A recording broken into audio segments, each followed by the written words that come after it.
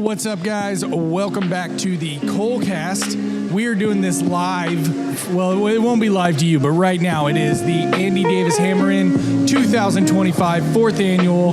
We are so excited. I am overrun with emotions, and energy levels keep dropping and then raising.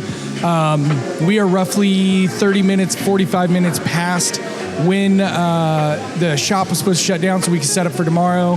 But everybody is having such a good time, and we're seeing such different communities come together and learn from each other that we're going to keep it rolling. So if you hear odd noises, if the sound gates start to be a little bit funny from the shop, that is not going to be how we sound moving forward. We didn't drop our quality.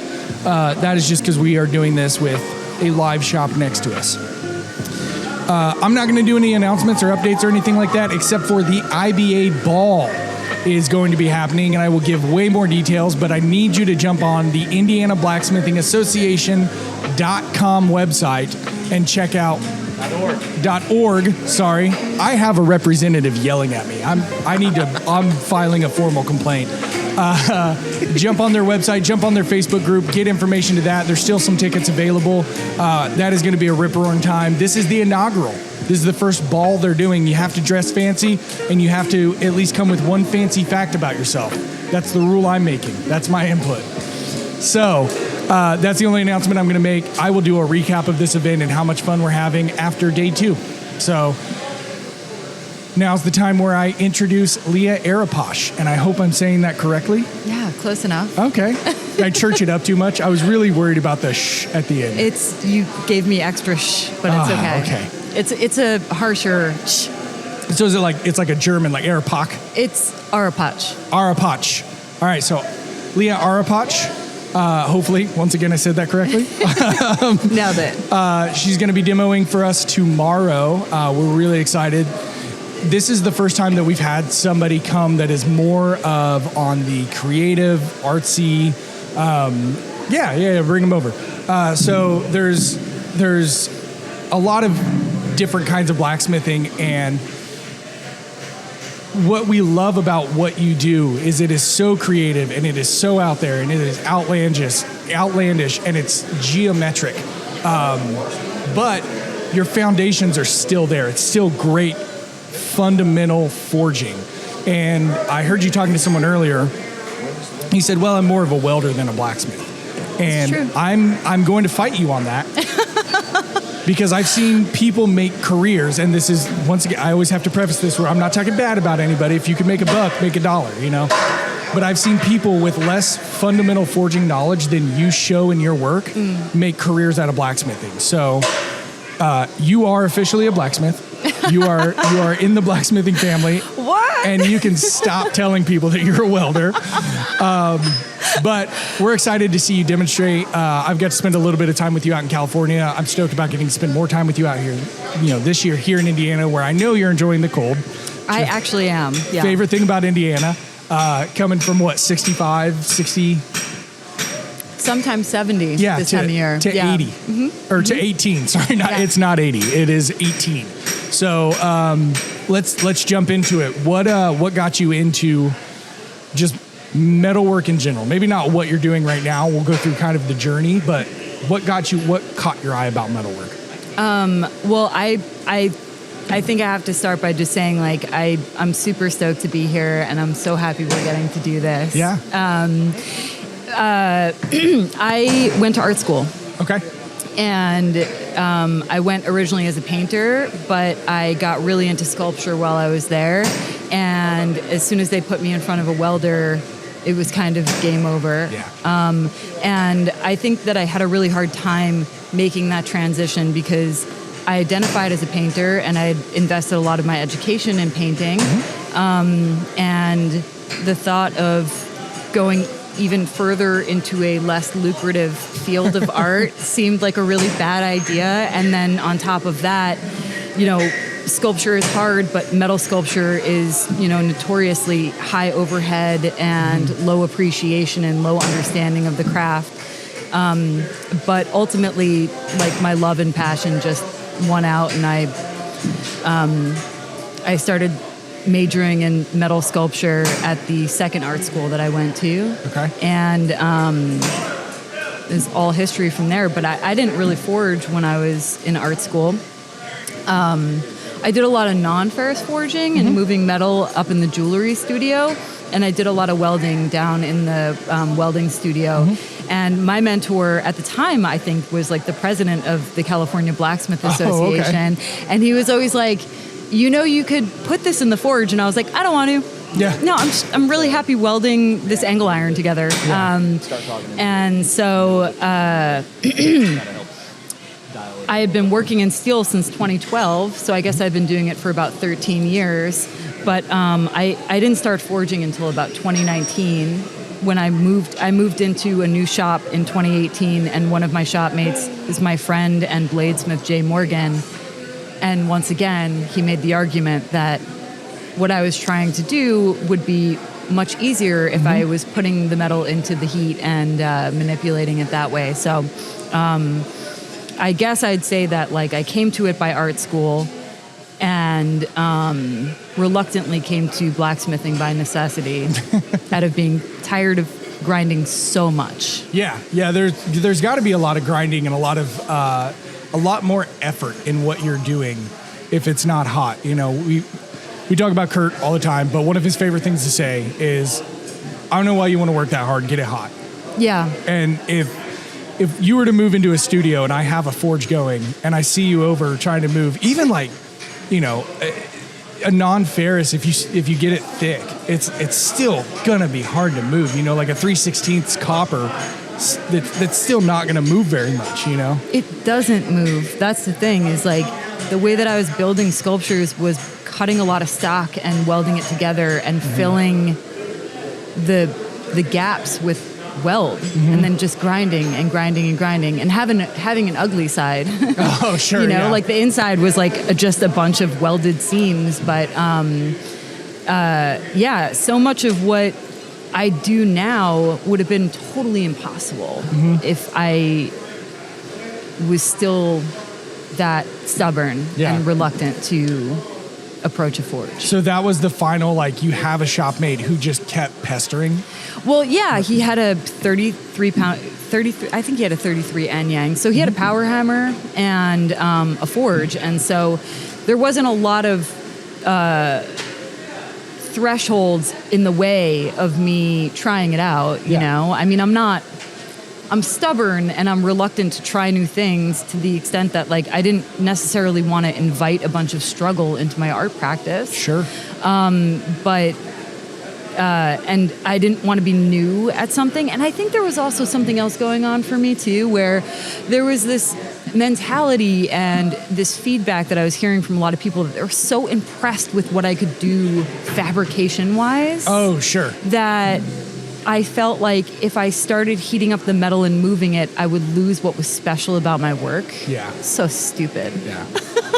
No, I get that. It's the same thing. We really kind of struggled with. We're known for our C frames. Yeah. And we wanted to make an H frame, but we kind of struggled with it because it was like, how do we make the H frame different enough that we still are getting the recognition for what we're known for, and we're not leaving that behind, and we show this as like an expansion of our set, it's an evolution, not an exit. Yeah. And no, so I totally get that. And what's funny is you said you didn't want to add struggle. It sounded like you were already struggling, like quite a bit. It's very true. I was. I mean, I was doing, yes. Yeah. And I think at the time, I felt like I was successful enough at what I was trying to do. Mm-hmm. But, you know, now that I'm years beyond that, and every year I look at what I'm able to accomplish and I ask myself, like, okay, what's the next step? How do you push this? How do you become a better sculptor? Because it's not enough for me to be a good craftsperson. Like, I want to make really good sculptures. I'm trying to exist in the art world of like galleries and museums, and it's like you can be really well crafted, but if it's not a really good sculpture, they don't care. Right. So working with I got some mentorship from this creature designer this year, and we talked a lot about like movement and fluidity and flow and how important that is to like telling a story of a creature, especially if you're making creatures. Yeah. And it occurred to me that I would have never been able to do it if I was just fabricating, like, because being able to forge adds so much movement to your work that I would have really been. I was definitely limiting myself for sure. When you talk about that, so this is not real. Obviously, there's not an animal in the wild that looks like this, right?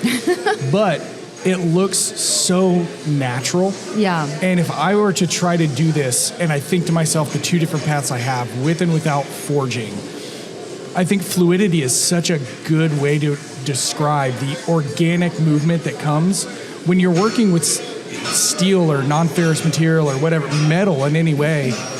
Even if you put it through a roller, it's like these harsh kind of, either they're too perfect or they're too angular, so they're not. And I think forging, because you're working it down blow by blow, it becomes more organic.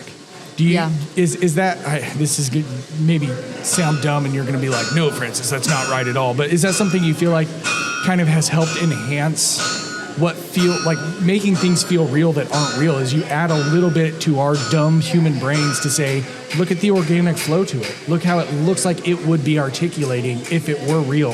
And you can kind of look at it for a second and go, oh, I think I've seen one. Nope, I've never seen that before in my life, Yeah, that's really astute. I mean, it was a lot, like a big focal point between me and this creature designer, Simon Lee, because, of course, he's coming from a place where he's designing creatures for movies, and I'm the only metalsmith he's ever worked with, so he's curious about the blacksmithing part. That's cool. And what was interesting about our interactions were, I think I actually became a better blacksmith from talking to him about how he moves clay. Yeah. Because I was even up to this year kind of approaching clay as a fabricator, where I'm like adding and subtracting, and that's sort of how I was taught. And he was like, well, you're already heating the clay up because it's oil-based. Like, what's stopping you? He's like, is there any way to like compress and elongate and move the steel when it's hot? And I was like, yes, you're describing forging. Yeah.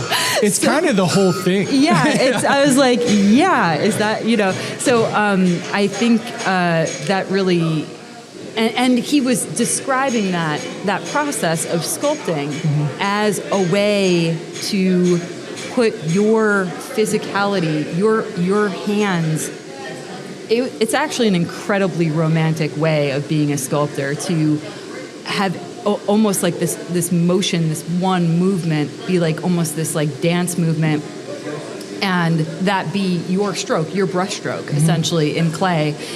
And how do you emulate that in steel? That was incredibly important for him. So like it even changed the way that I think about working in clay, to the point where now I'm like, if you want movement, the process has to be about fluidity and movement and force and compression and manipulation, and that only comes from heating the material. Yeah. It doesn't come from cutting and welding and grinding and cutting and welding and grinding. Yeah. So I want to take a couple steps back, and you said that it's a really romantic way to describe it. I have used the term romantic to describe how passionate some people get about. With us specifically in Indiana, we're kind of known as the tool guys. We'll make hammer, punches, like we're known as the tool making. We have artists inside that realm, and we have some artists that do kind of some sculptural stuff, and we're friends with Pete up at Fireforge. But I think it is often overlooked that the passion that you have in your mind and whatever is going on, a lot of times people will say, well, I need to just like draw it down so that I can get it out of my brain and then I can go like move forward. You can almost tell, how do I want to say this? You can almost tell just looking at somebody. It's like, are they doing this because, like you said earlier, this is the most lucrative way to get their creativity out? And I'm by no means saying like, oh, that guy doesn't want to be a painter. It's just more people buy paint than they do whatever. But you can kind of look at it and say like, man, you're just not in love with the process anymore. You're not in love with the action of forging or painting or sculpting. And it's not all the time. I'm not saying you can see that every time, but you can definitely see it when people are really passionate about what they're doing. And I dropped in on a live that you were doing, talking about taking things from clay and modeling them and moving them. Okay, so I made it in clay and I have a very good idea of what it looks like. Now I'll make a clay final, and then I'll put it into steel. And it was so impressive to me because I'm so focused on the outcome. What's my result? And when I get to my result, I know I'm done. And you have done this process for a one-off 7 times. You've drawn it. Maybe you do what are the fuzzy, like pipe cleaners, like you have all these different ways that you do it, and then you say, okay, so you don't just have one of these, you have several of these, but they're in different mediums, they're in different disciplines, and they all have the same passion behind them, because what you're passionate about, like you said, not necessarily isn't the sculpting or the forging or whatever. What you're passionate about is that creation. Yeah, I could say like 12 different things about this. Okay. Number one is like, it's all passion. I don't make a ton of money. I don't make any money. Yeah. So yeah, I really do it because I love it. The other thing I can say is like, I think that was also a big pivot point for me moving into forging, was that I was feeling like creatively I was stagnating as just a fabricator, and I needed more tools in my tool bag to realize my fantasies. And so that's another thing, is I think that like if I feel like I'm stagnating, I will usually gravitate towards a new process to like invigorate and revitalize. And right now I feel like I kind of have my hands full, but I know there's going to come a time where I'm going to start going, okay, what else can I like incorporate? How can I like bring more into this, And then the other thing I was going to say is like, yeah, I have been spending a lot of time with spider legs lately. I'm getting kind of sick of them. Yeah. I mean, that's natural. I mean, but I'm also, I think through the process of, actually it was pretty cool getting ready for this demo and being like, I really want to know it. I want to know it well, and I want to like do, like, where can I push this? How can I make something really exciting and fun, and I think that process of doing it over and over again starts imprinting in your brain what a spider is and how they act and how they behave, and you start picking up on these nuances of their anatomical features, and the more you delve into them, the more you can just speak spider. Sure. Yeah. Which is why, like, when I was training with Simon, he made me make like 300 spider legs as one of my like homeworks for the week, and by the time I did the 300th one, the first one was a total joke. Yeah. It was like an idea of a leg that you realize how much information you're missing until you just keep questing and obsessing over it, So do you feel like a lot of demos are guys that are like, this is tried, this is true, I've been doing it for 30 years, I know it works, and this is how I want you to do it because it's going to save you a lot of headaches, a lot of time, whatever. From what you just described, and once again, feel free to tell me I'm an idiot, I'm completely wrong, but does this, getting some of these demos out, does it feel like this is your capstone? Does this feel like it's your, like, I'm kind of getting over spider legs and I'm to the point where I can demonstrate them, and then hopefully two other people in the crowd go, oh, that's super cool, I can do that, and then they get to run with their fantasies, and they get to take everything you've learned, and that releases some sort of endorphin or something that lets you move forward because you've let it out and you've capped it. The project is good enough and I know it well enough to teach it, and people were inspired and they can take it, and now I can move on. I don't know how to answer that, honestly.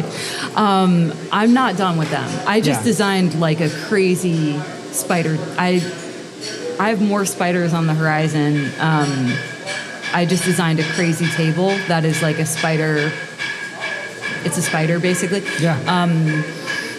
And yeah, I think it's always exciting to show people something different that they're not used to seeing, and I think it's kind of a new thing for me to be interested in demystifying my process for people. Okay. I didn't always feel that way, but I think as I'm getting a little older and moving into that part of my career, and I'm getting ready to teach my first class next year, and the prospect of like enfranchising people to do things that seem sort of impossible or like really hard to comprehend is exciting for me.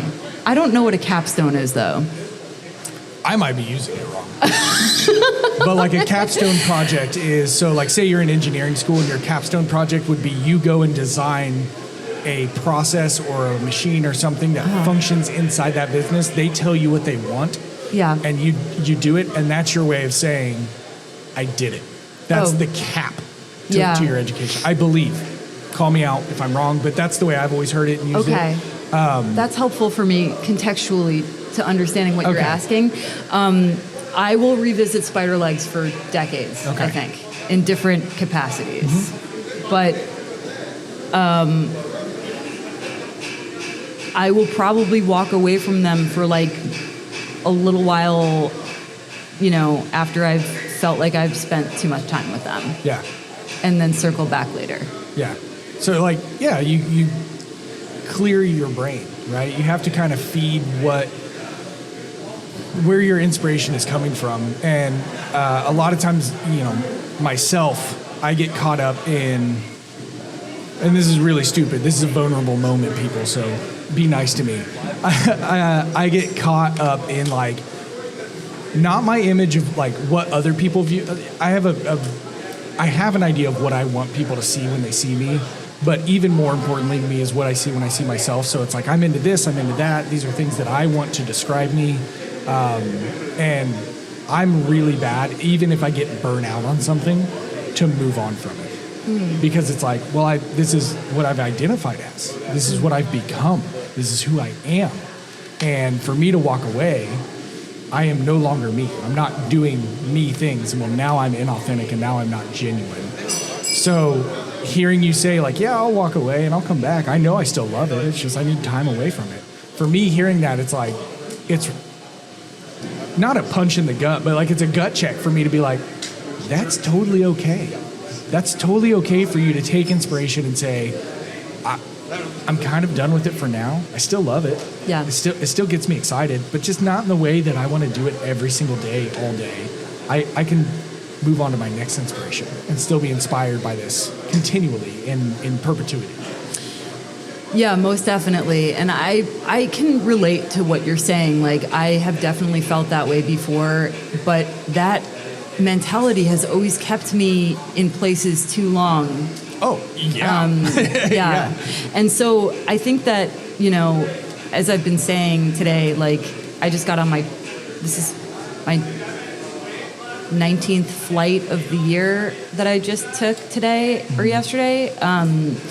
I think the new me is just like a person that's constantly in flux and growth. This has been a year of like immense growth for me. So I can't cling to anything because, you know, even talking to people that are talking to me about 2027 right now, and in the idea of like, oh, what would you know, if you demonstrated, what would you maybe want to do? And I'm like, that's like 2 years, like. Yeah. I might not even be a metal sculptor then. Something cool. That's all I know. Yeah. That's not just kidding. That's the only thing I can guarantee is that I will be a metal sculptor. I just have no idea what will be interesting to me in 2 years. Yeah. That's like a long time away. That's, like I said, that's so refreshing. It's kind of a gut check, and it's a good reminder to be able to, it's almost kind of the opposite of what it sounds like. It sounds like you're wide open, but it's almost setting that boundary of saying like, no, I'm not going to be contained. It's like a really healthy boundary to say like, I'll just kind of follow where I'm going. and I'll trust that it's the right place to go. And if I fail a couple times, as long as I learn, as long as I grow from it, as long as I'm in continual growth and challenging myself, can't go wrong. I will fail a couple times. I'll fail over and over and over again. Yeah. I'm counting on it. That's how I learn. Yeah.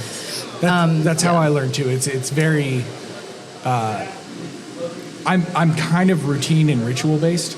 So I have to set like my understanding of the ritual first. So even if it's, you go to the forge, you light it, okay, then you pick out your hammer. Don't pick out your tongs first, and I'm not like OCD in that way, but there's almost like a ritual to the way that I do things. Interesting. And so I have to learn the broken parts of the ritual first. I would say I'm more systematic in that way. So I kind of have to just set it and then understand I'm going to later on evaluate it and see where the system's broken. Yeah. I mean, that sounds like a good policy. I mean, it's making me think back to like what you were saying about being more, product oriented, like being focused on the final product and less about like the process per se. And I'm questioning whether that's actually true or whether you are a little bit more balanced in your process and product orientation than you think. Maybe. Yeah. But for me, the process is what gets to be to the product, and that's the end goal. So if I make anything or if I do anything, once it's out of my sight, I never want to see it again.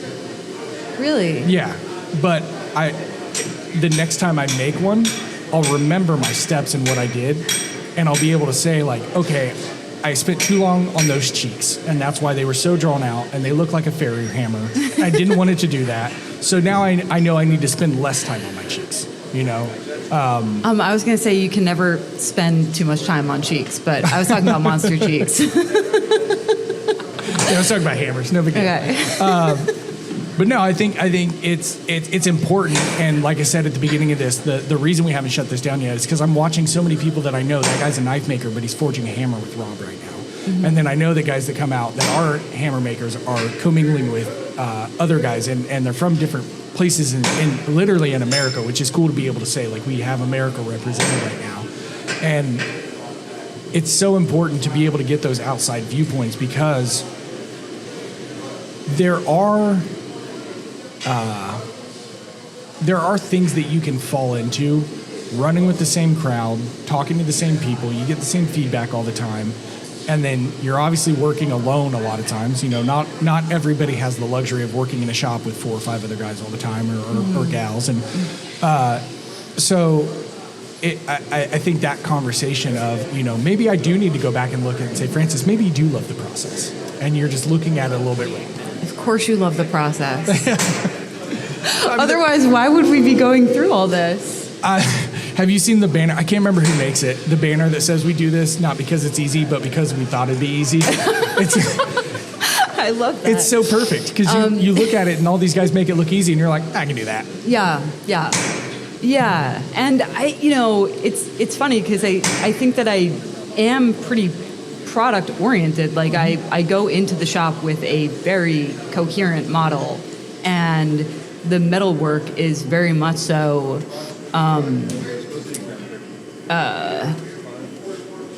like I'm probably, I wouldn't say more goal oriented, but I'm trying to meet a goal, and that's like the primary objective. But if it were just about making that sculpture, I could also just do what a lot of other creature designers do and like make a mold of it or scan it and cast it in epoxy if it wasn't about my complete and utter love and obsession with working in metal. It's not an easy job. It's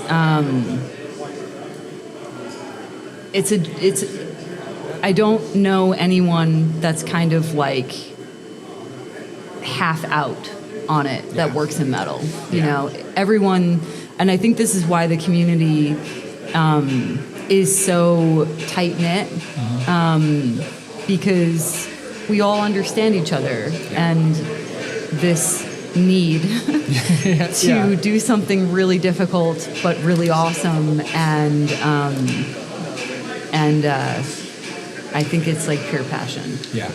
It has to be. It comes back to, and I might start saying romance, because the romance of hot steel to me, I understand people are going to laugh and they're going to think of like romance, buying flowers and, whatever. But to me, like the romance and the enthrallment of when that forge gets lit, when I start working, there's nothing else on my brain. And that's what, to me, true romance is, like when you talk about being with a partner or a loved one and there's that romance there, it's like when it's the two of you together, nothing else matters. Yeah. And there is that with metalwork for me.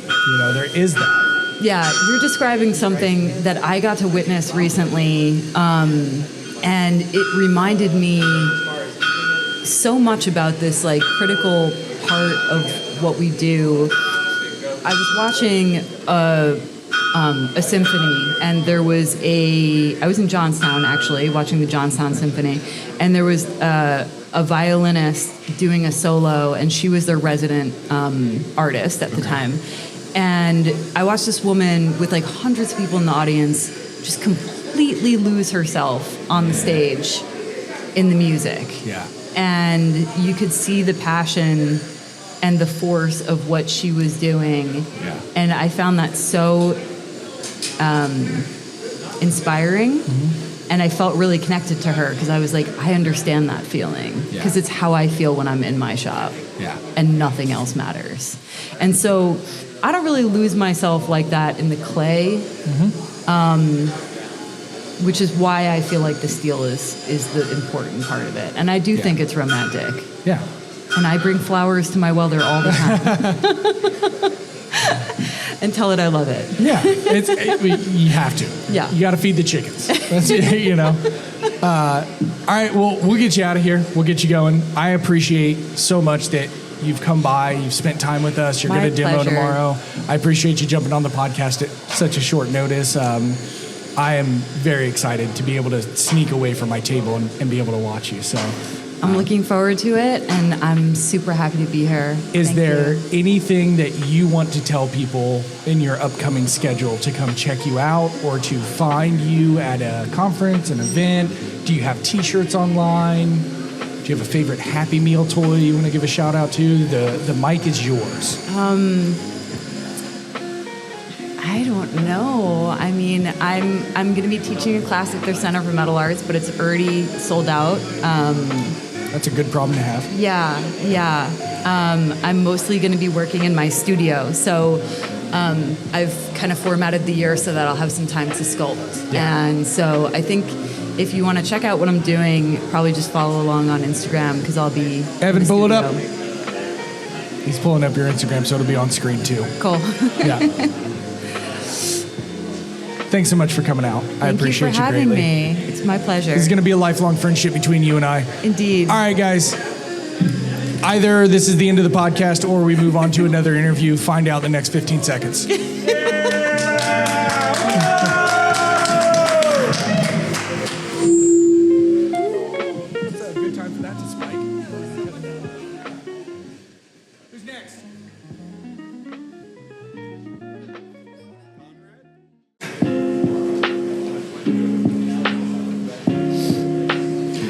Welcome back. We're doing these rapid fire. I don't know if it's welcome to the podcast or welcome to the interview, so figure it out later. We'll do that in post-edit. We are joined by Jonah Conrad. Jonah is a longtime press owner. We are all big fangirls of him around the shop. We talk about you a lot. But he's out here to demonstrate, and we wanted to have him on, give you...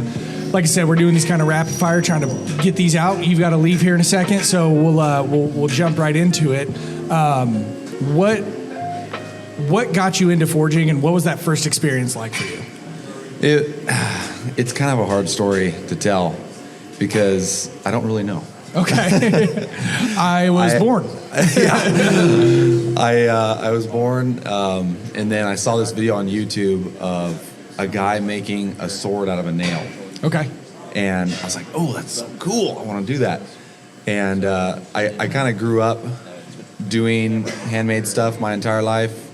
I started out making like arrowheads, basically like the Indians used to do. I'd nap arrowheads and make knives out of them. Oh, that's with cool. antler handles and stuff, and sell them on Etsy.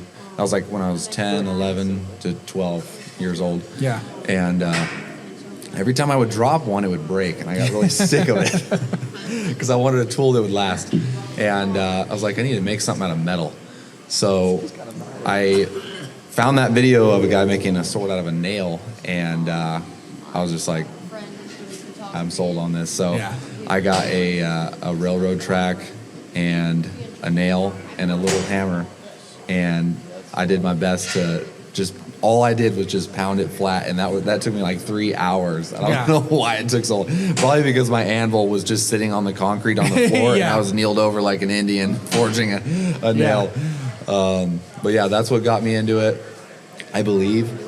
And then I just slowly started making little stuff after that, like coat hooks and bottle openers and stuff like that. I watched a lot of, believe it or not, Alex Steele and Brian Brazil on YouTube, and those two taught me a whole lot about what I know about forging, and just got into that. And then I tried also like selling and making more hooks and stuff like that, but I wasn't really into that kind of stuff, like the decoration stuff. Mm-hmm. I saw the guys making super cool like rails and stuff like that, but I was like, I either don't have the skill or I don't like it enough to do it. Yeah. And then I made a hammer, and I was like, ooh, dang, I really like this. Okay. So I started making a lot of hammers, and eventually one of my dad's builders, he has a drywall business and he works for a lot of builders. Well, he was like, can you make me an axe? And I thought to myself, people make axes? Yeah. What the heck? So, Nathan didn't even know people still make screws. He thought everybody just had a bucket. Yeah. Nobody would ever imagine that you make an axe by hand anymore. Yeah. So I did my best. I tried to make this little hatchet. We still have the first one I made, because the first one was a complete failure. And we kept that one, didn't sell it, and made one for him. And then he's like, oh my gosh, this is so cool. And it was not cool at all. It was terrible. Cool though. It was terrible. Yeah. And I just kept making them and realized like, ooh, dang, these sell. People like them, so I'm gonna keep making them. So yeah, 7, almost 8 years later, making axes full time. How old are you officially? I am 21 years old. 21 years old, fresh. If you look into the camera, this is 21. I'm 35. Someone got good genes, we'll figure out in 20 years. I don't know. So you're well known for your axes and your hammers. What is your favorite axe to make? Do you have one, or is it just kind of they're all interesting? They're all interesting, but I like making axes that get used. It'd be a hard decision between a 5-pound Tassie and like a 4.5-pound National, because they both get used. Mm-hmm. They get used by different people. The 5-pound Tassies for splitting firewood, and it's just the normal American that burns firewood in their house, get a 5-pound Tassie, it'd be great. But a 4.5-pound National, like that's used by a logger in the Pacific Northwest day in and day out, and it's really, really cool to see videos of guys knocking down 6-foot diameter trees with those axes, like with stuff you made. It's super cool. So I don't know. They're both really fun to make, but I'd have to say for coolness, it's the 5-pound Tassie. Yeah, they're so big. Like the thing's 4 inches tall at the pole, and they're designed in Australia. Yes. In Tasmania, because they're called I was going to say, somewhere around there. I didn't want to be wrong. So they're cool. I just like splitting wood too. So yeah, that's a big reason why I like you. You seem like the kind of guy that would get off of work from forging all day, go home, maybe have a nice thick hearty bowl of stew, and then immediately want to return back to splitting wood. So all of that lines up. Yeah. Okay. Nice big steak. Yep. So you're out in logging country. Yeah. We had some issues with your press. You did a wonderful video following up. It let people know what to do in that situation. Like stop, evaluate the safety of the situation. Yeah. Don't keep going. You also gave us very good reviews for our customer service, and I really appreciate that. When you could have been like, get out of here, You've been very mean, but do you find that in logging country, you said it in your videos, I hope I don't offend you by saying this, you will use a press harder than any of our other customers. Yeah. Do you find that that's kind of par for the course up there? So you're using the press hard to make axes that will be used hard? Yeah, that's really what it is.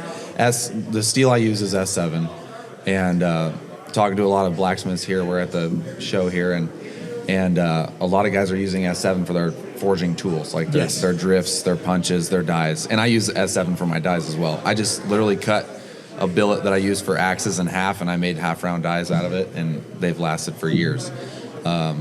Yes, S7 is ridiculously hard to forge, and it makes a ridiculously tough axe. Like, I advertise, you can do whatever you want to the head pretty much, and it will not break. If it does, I will make you a new one. Yeah. So you have a full 100%, no matter, no questions asked. Pretty much, yeah. Yeah. If you are not melting it down, I will basically make you a new one. I've made videos completely smashing them as hard as I possibly can with a 12-pound hammer for hours, and I cannot do anything to them. Yeah. And that is not with a thick axe. It's a thin, axe. So, yeah. Just a little guy. They're tough. And it's all because of S7. S7 is just, it's nothing I do. It's just S7 is ridiculously tough. Yeah. It really is. Well, I know that you're on a short time limit, and I'm bad at judging time. We could have been here for 45 minutes for all I know. I'm going to let you get out of here. All right. What, is there anything coming up? Are you doing any other demos, or you have a conference coming up that you want to tell people about? The mic's yours. Let them know whatever you need to. The only thing I can think about is the Oregon Logging Conference in February. That's coming up. I'll hopefully have a booth there with some axes. Other than that, just sales on my website and on my Facebook group. Yeah. Awesome. Evan. Oh, he's got it. I don't even have to tell him anymore. Thanks so much for coming out. Once again, he's going to be demonstrating, so we'll have your demo posted for people to check out. If you guys have any questions, I'm sure be happy to answer them. You're always responsive on Instagram when we try and chat with you. So you're a hardworking guy. We appreciate about that. You kind of embody what we want. When we think about our presses, that's what we want to see going to them. So we're just tickled to death to have you out here, and I really appreciate it, buddy. Yeah, I appreciate you guys. It's amazing to work with you. Awesome. All right. Next one up might be over. Figure it out. All right. Thanks, guys. Yeah. We'll see you tomorrow.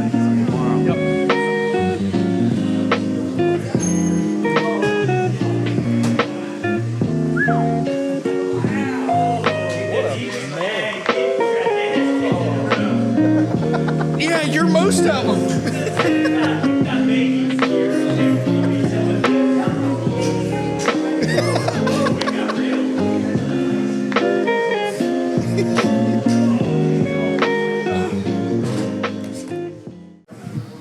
San Diego. La San Diego. Oh, I can't remember any of that movie. Public vinegar?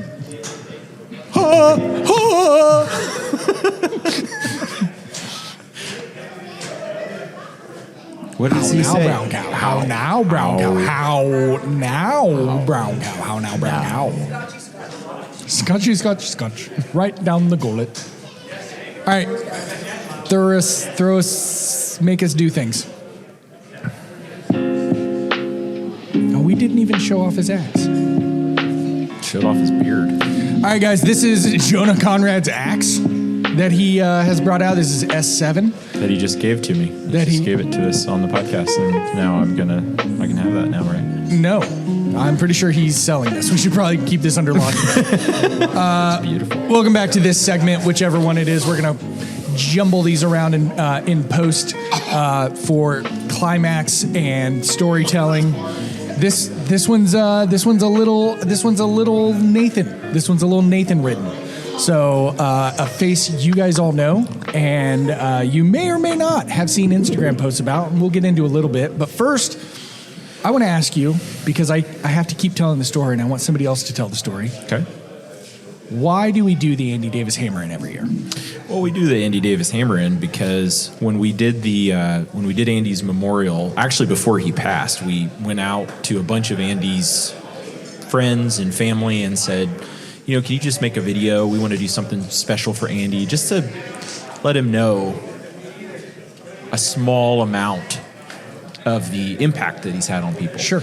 And every single person that responded and made a video talked about how Andy had taught them something. A lot of people, it was grinding or a forging process or making Damascus or, whatever. But I saw that and I thought, there is an easy legacy to pick. One of teaching, supporting, and admonishing the people around you in a way that built them up and empowered them to go be effective and do something with themselves and with their lives. And so I thought that it would be really cool to start a school. And then I just wanted to commemorate and get the community that he helped build together in the school and use all the cool, fun tools that we got and just celebrate him, And I think part of his legacy was just being willing to try things.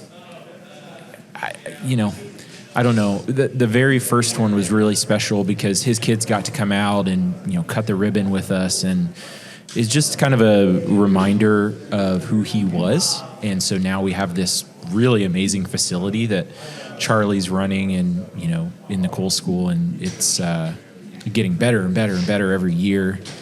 But the common thread is just remembering our friend that poured himself out to the people around him, poured into his community in a meaningful way. Very meaningful. I wouldn't have been able to start Cole Iron Works without him. And he just was just a very thoughtful, unassuming initiator for the people that he interacted with regularly. And so I wanted to do something formalish, So it's all of that. I always tell people that we did it because Andy would have hated it.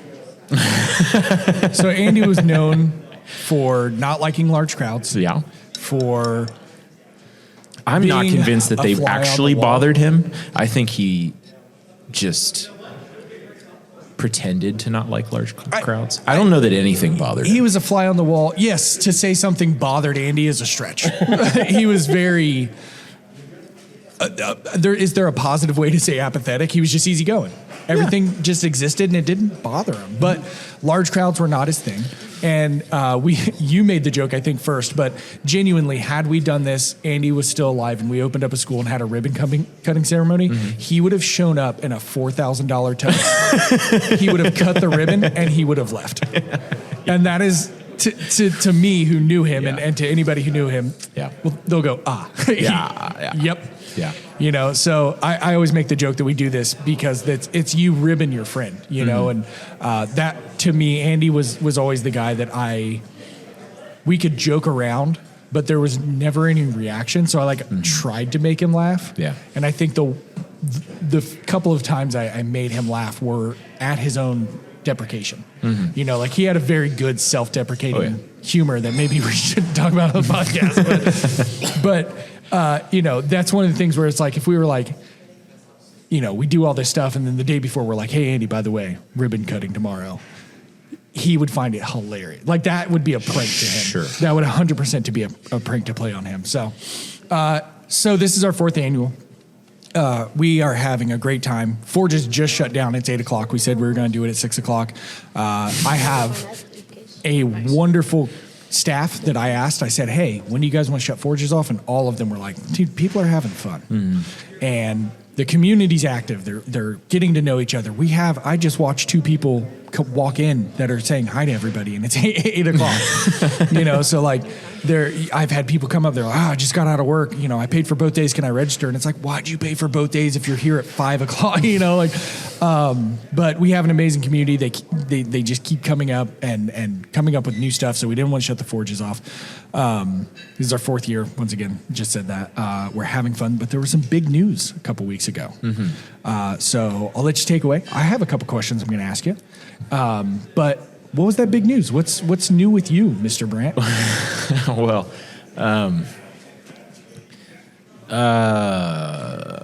where to start? So I stepped away from Cole. I've been, I was co-founder and after the purchase of the company, acting CEO. And after a few years of doing that, 10 years total, I felt like it was time. I felt like,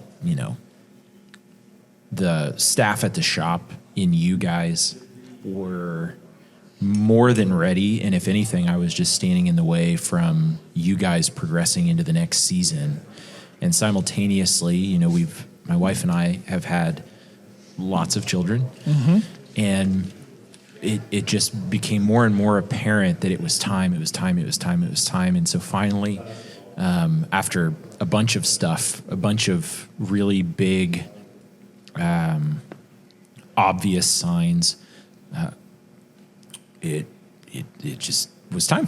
Yeah. It was time to move on and do something else. And I've learned a lot about myself through this process. One thing in particular that has been a constant in this new season is that I really missed the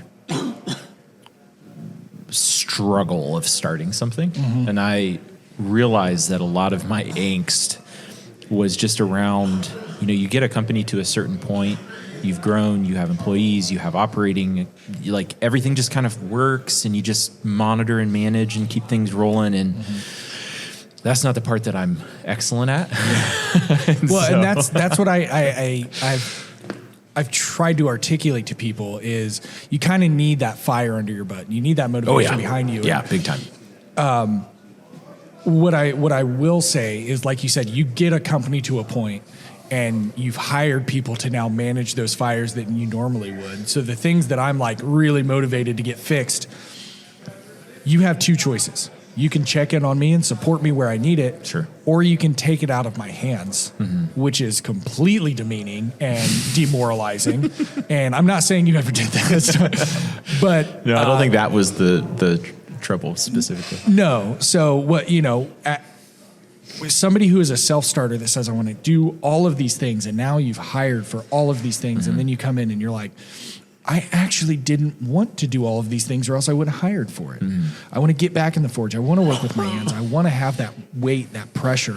I want to know what I'm doing every single day matters. It doesn't feel like it matters if I do my Excel worksheet today or tomorrow, Oh yeah, I do know. And so it just doesn't feel like it matters. And so, when people have been asking since the Instagram post, it for me, like, there's a lot of people that are like, what happened? And it's like, dude, nothing happened. Like, this is just growth. Yep. This is what, it's bittersweet. I spent 5 years getting monthly phone calls. Hey, you want to come work for me? Hey, you want to come? And it stopped being, you want to come work for me? And it's, when are you coming? Yeah. Because it's time. So, when I finally accepted, it was like, man, I get to work with my best friend ever. This person who has done so much for me. And then things happen and I don't get to work with you for 3 months. And then things happen and I only get to work with you from noon to 4 because you're here forging axes until 10. And then, and it's like, we have time around each other. Yeah, and it's not like I'm like, oh, I miss my buddy, but it is like, there's part of me that's like, there was this like 2 old men sitting in a rocking chair. Oh yeah. And we're still going to do that. I don't know if I'll be able to get out of a rocking chair in the next 5 years. One of those ones that lifts you up. Yeah. Yeah. But there is a part of me that was like, it would be super cool to ride off into the sunset as Cole Ironworks, being me and you and Logan and these people that have been together for 40 years. Yeah. But it's all for such, like, the explanations that come behind it. I can't argue or there is not a single point that I can make that I would feel good about going home and knowing that I said that to you to try to keep you here. Right. Like you said, this is obvious. And at some point, like some of the points are painfully obvious. Yeah, that it's right. like just getting to talk with you and interact with you over the past, month or 2 months is so different from the 6 months before that. Yeah. And I obviously knew a couple weeks before everybody else, and having to hold that to myself, like as soon as it was announced, everybody was like, Oh, that makes so okay. much sense. Yeah, and for me, it was like, how'd they know? I thought I was doing such a good job of like keeping Holding it everything together. managed and being like, no, like Nate's just not here because I'm here. Like I'm doing a great job and he just trusts. But they all saw it, and it wasn't so much, where's Nate? I need him to do his job. It was like, where's Nate? Like the guy. That's the Right. guy. And then it was, people come in and be like, is Nate okay? Does he even like us? Is that why he's not coming? And so it's like, it should have been obvious, but because we were in the thick of it, you couldn't see the forest through the trees. Right. And now this thing that you're moving into, to me, you couldn't make a better vision board of what you're growing. Yeah. So Well, I feel like within the context of selling a company and operating it, there's a portion of yourself that has to be removed because, you're not in charge. And that sounds weird, but I think what I started to struggle with was simultaneously, like you said, there's a certain level of maintenance that just doesn't do it for me. The other part of that is I felt something was off in a meaningful way for a long time. And so I tried all these different avenues to try to resurrect that initial purposeful passion. Nothing would stick. And so, you see that you try something again and again and again, and you're trying to fit a big vision into a small vision, and it won't work. And for me, it was a faith issue where I was scared to leave in a lot of ways, just because, like, what if I can't do this again, right? And a myriad of other things. I have children now and a mortgage and all that. Just practical stuff. Yeah. And that kept me quiet and dormant for a long time. And then I was speaking with Isaac. That's another good friend of mine.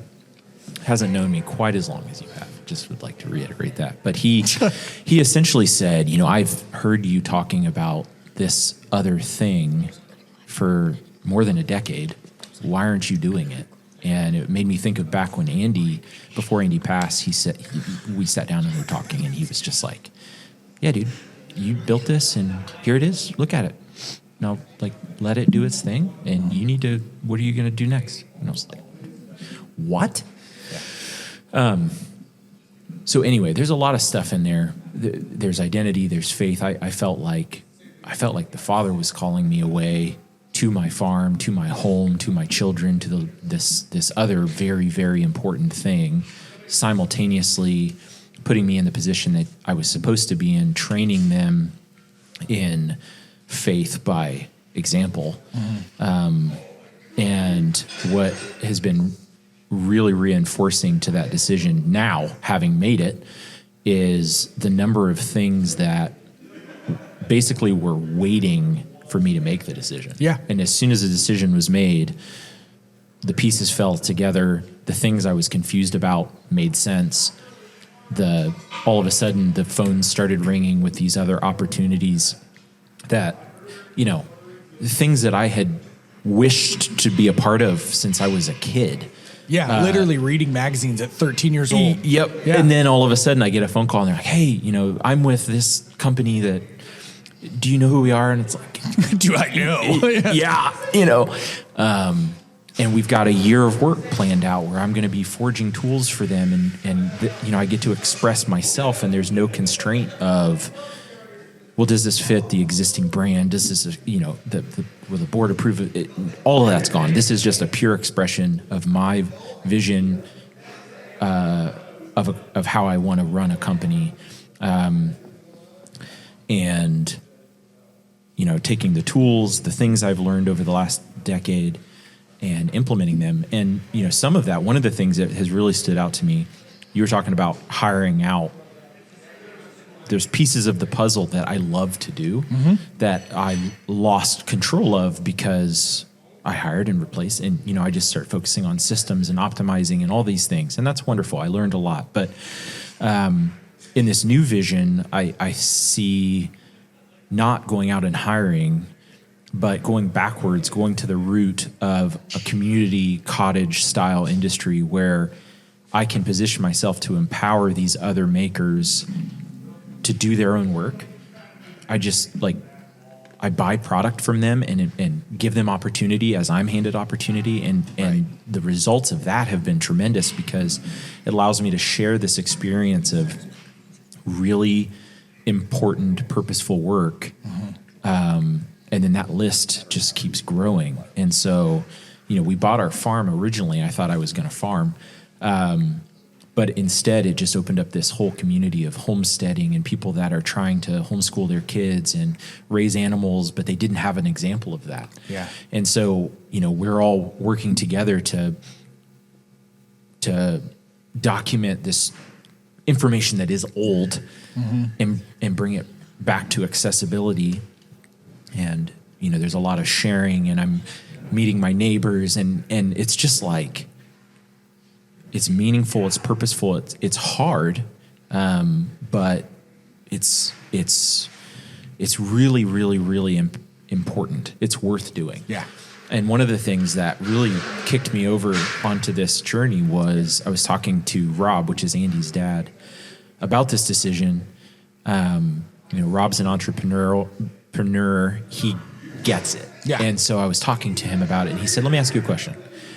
Do you remember when you were just starting Cole, you'd hired a couple people, and it was Friday, and you were looking at your bank account, and you weren't sure if you were going to be able to pay your employees the following week? Yeah. And he said, okay, so remember that. How do you feel when you think about that? Does that bring trepidation and fear? Or do you feel like fired up, like we're going to do this? Yeah. And I was like, oh, I missed that. He's like, there's your answer. Yeah. Like, what are you waiting on? Because that's the passion and fire that you've missed since things got safe, secure. Yeah. And so, I'm just now recalling a podcast that we did. yeah.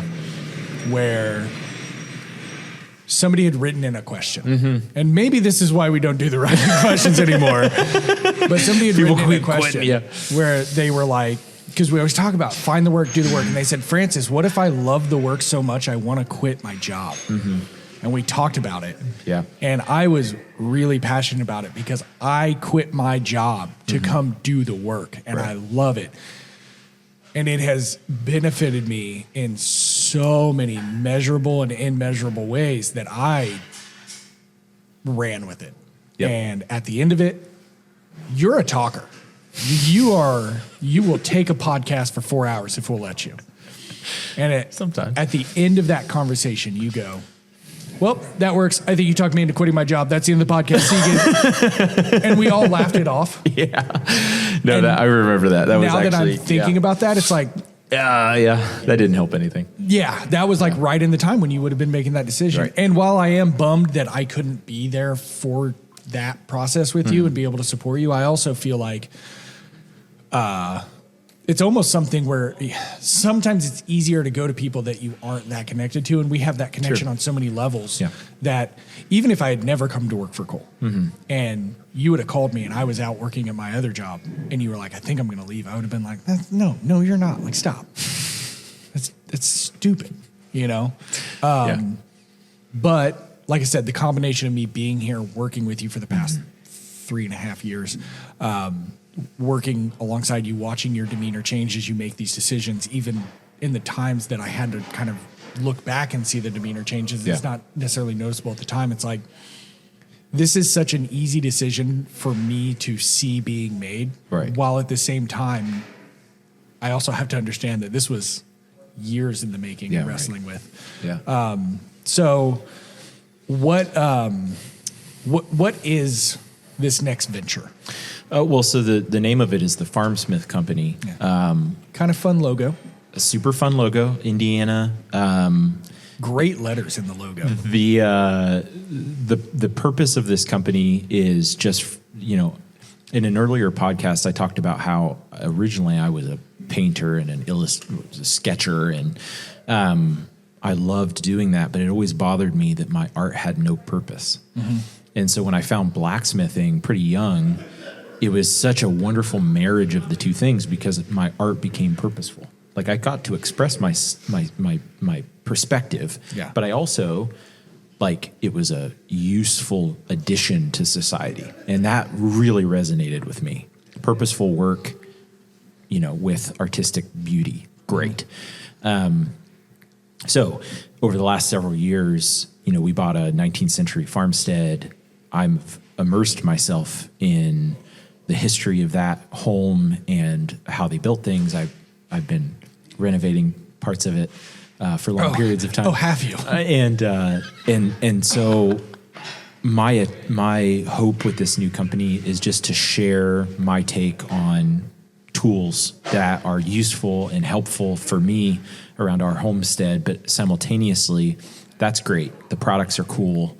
They're beautiful. They're functional. They're good quality. They're lifetime warranted, etc. Mm-hmm. But equally of importance to me is that the people making them are doing so intentionally. Yeah. So the formation of the relationships throughout the company are with people that are also passionate about their contribution. Nigel and Jerm doing the leather work together, is such a beautiful example of how a thoughtful pair, given the opportunity, can just produce the most amazing results. The leather work is beautiful, and it's done intentionally and passionately. And working with Brett, and there's a few Smiths here I'm talking to about, coming alongside me, not as employees, just as blacksmiths and as makers and as people that are passionate about what they make, to help support that vision of development over time. So what we're doing in the beginning is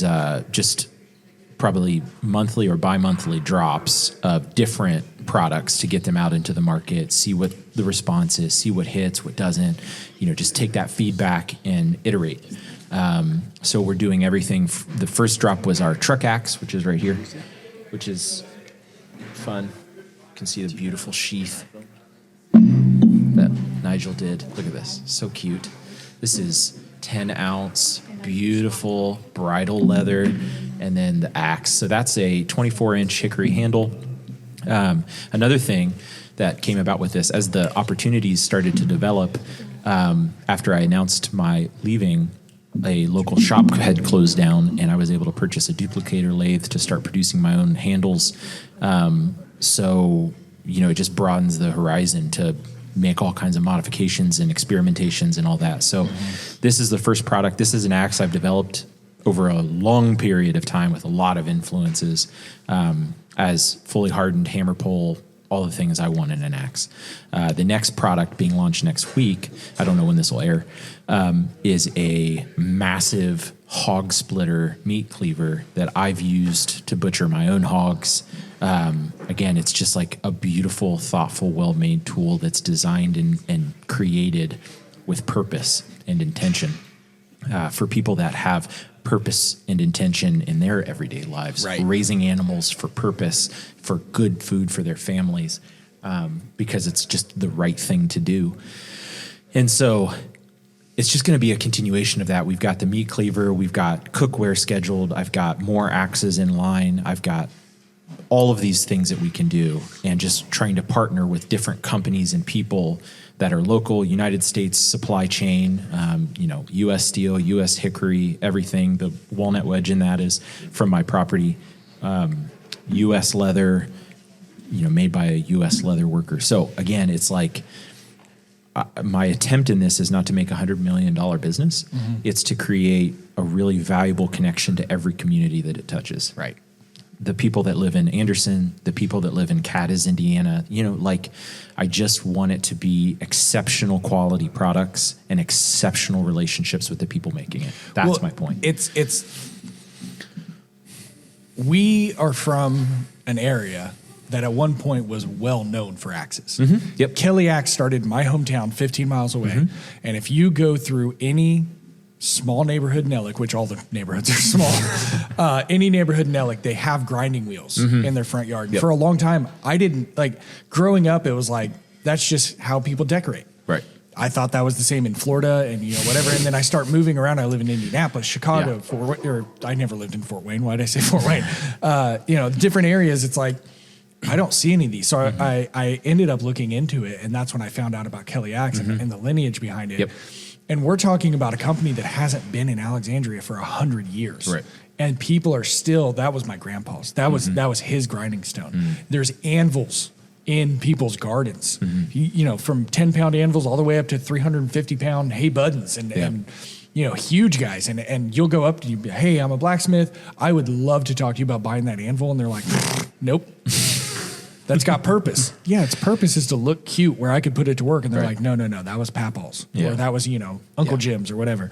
And so it's funny that you would take your first adventure being an axe because it's almost the same as if you were to start, making the first automatic transmission, which also got invented in Anderson, or you were to hit a gas boom on your property, which also, all these that things. would be great. That'd be sick. That'd be super Just helpful. don't burn it out in 8 years like we did. You got it.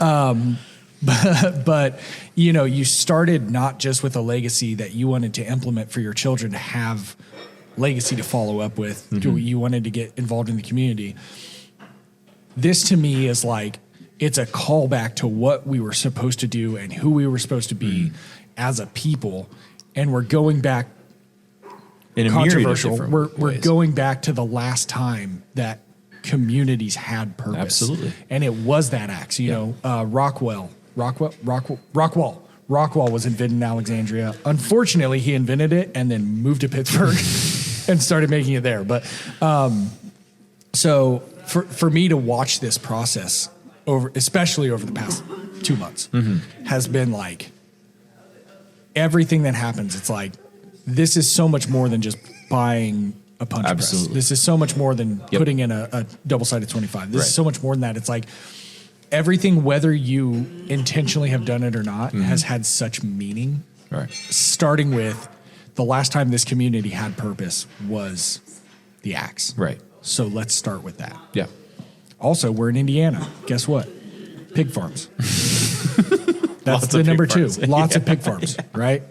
Not a lot of butchering going on those pig farms, but unfortunately, I think one of the things that's important to me is, the relationships and all that stuff that we just talked about. Awesome. And I think, there is a real desire in people's hearts to experience true community. Yeah. We've talked about community all the time on the podcast. We've talked about it at the Hammer-Ins. We've talked it at, to death. And I think one of the things that is missing from community is that give and take relationship of true neighborhooddom,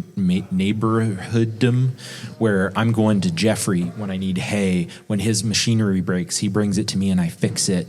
Like, we're all working together. When the dairy guy needs help, we can go help. It's like we're actually beginning to rely on one another. I want the company to actually rely on these small makers. I want it to be a true purposeful community, not just like, well, these are the people and we all like the same thing. It's like, well, that's not, like, we are orienting our perspective on life together and moving forward intentionally. Yeah. I think that's a great way to put it. And like I said, we could take this 4 hours and you'd let us. It's getting late. No way.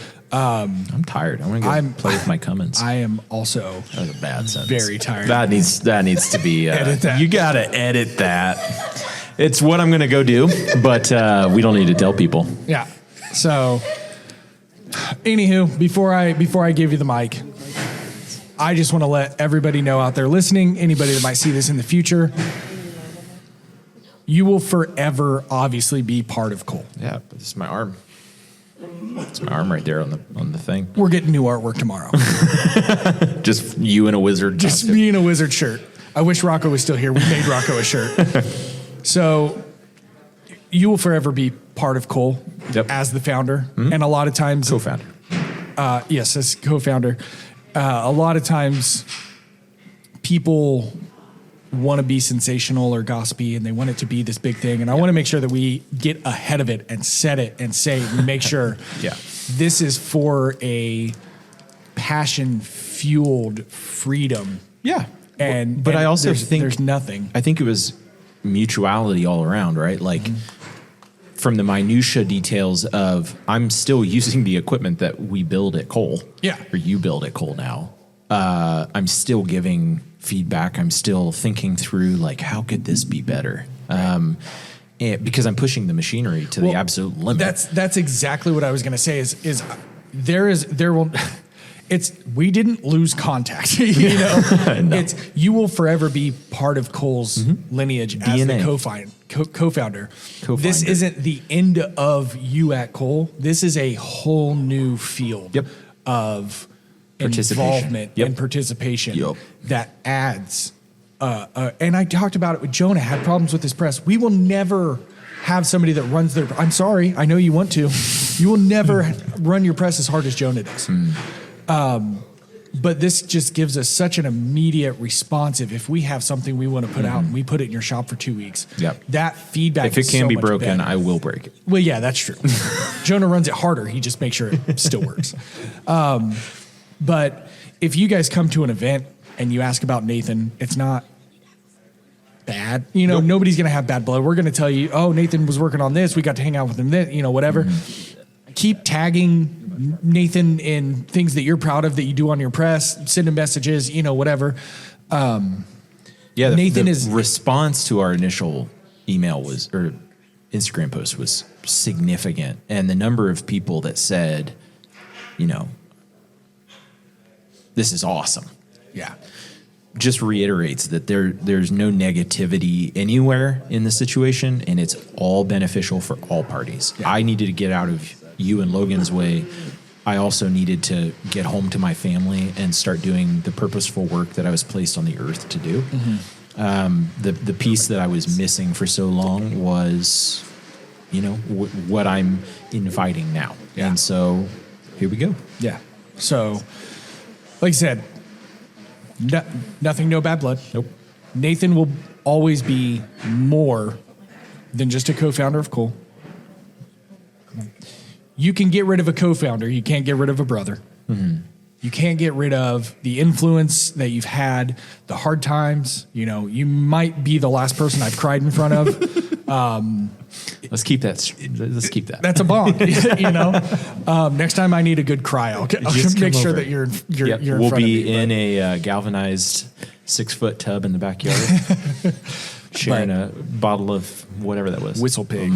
Whistle Pig. It was fantastic. I just want to make sure that it gets known that the influence doesn't stop, the love doesn't stop, the camaraderie, it's still going on. It's just we are now defining.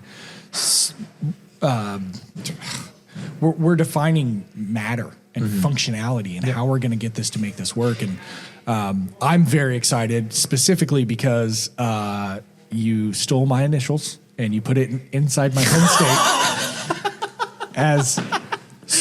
I didn't even know. That's why you made that comment earlier. I had no idea what you were talking about. I know. Oh my gosh. In my heart of hearts, that this entire company is just a love letter directly to me. There you go. I named my daughter after you, so it's just try not to gloat about the orchestral. But, it's just all the pieces of the musical piece. Yeah. So I'm not going to carry this on anymore, but thank you publicly. We're not going to make a sappy post, but thank you very much for everything you've done, everything you will do, everything you're continuing to do in Cole, in the community, in your family, in your local community, in the blacksmithing community. Onward and upward. Amen. So get us out of here.